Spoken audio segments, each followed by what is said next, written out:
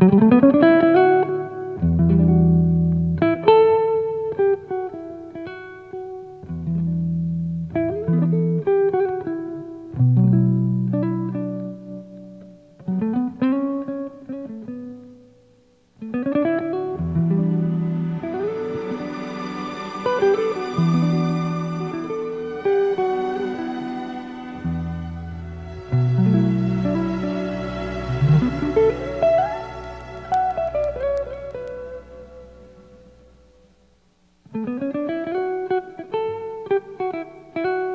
you ever wondered why black people love cognac so much?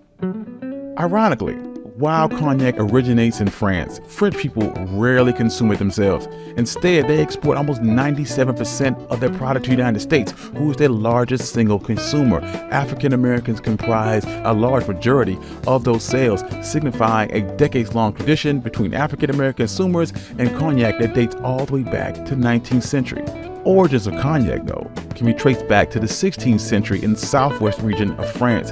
It is during this time that Dutch sailors discovered that they needed a way to transport wine during long journeys. They purchased French wine and endeavored to keep it drinkable for the entire voyage. Thus, this led to distillation. The product was then named brandy wine or burnt wine, which would later be called simply brandy. By the 18th, 19th centuries, burnt wine was being exported to England, Holland, Asia, and the Americas. During the First World War, more than 380,000 African Americans served in the army, with 200,000 of them being sent to Europe. 21 years later, more than 1 million African American men and women of all branches of the United States Armed Forces served in World War II. Many black soldiers were stationed in southwestern France, which is believed to be African Americans' first encounter with cognac.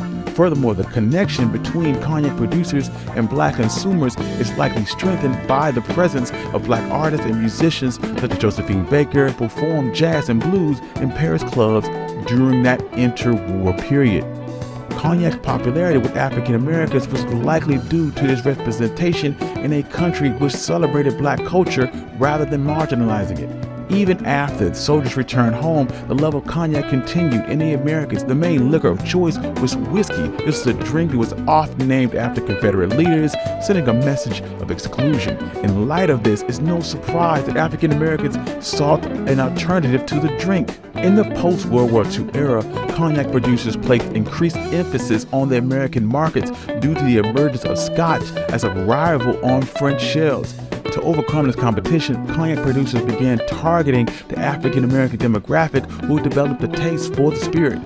Hennessey in particular placed advertisements in black publications, a decision that was extremely rare during the time. Hennessey featured ads in ebony and in jet with black models early in 1951 and depicted some of the more positive aspects of African American life.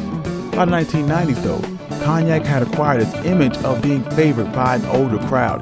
Its popularity began to decline. However, references to cognac by rap artists and rap songs would change this image of an older crowd. The release of Buster's Pass to Cavassier in 2001 caused a 30% surge in Cavassier sales. Collaborations with rappers and other cognac brands also increased the overall cognac sales in the United States by a similar percentage.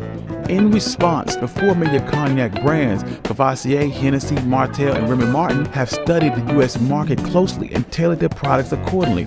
For example, Cavassier discovered that Americans were buying cognac and Moscato wine separately at liquor stores and mixing them together, so they would release a pre-mixed product to save customers a step. Today, while the United States is the largest consumer of cognac, it's believed that the African American community accounts for somewhere to 60 to 80% of sales of cognac in the United States.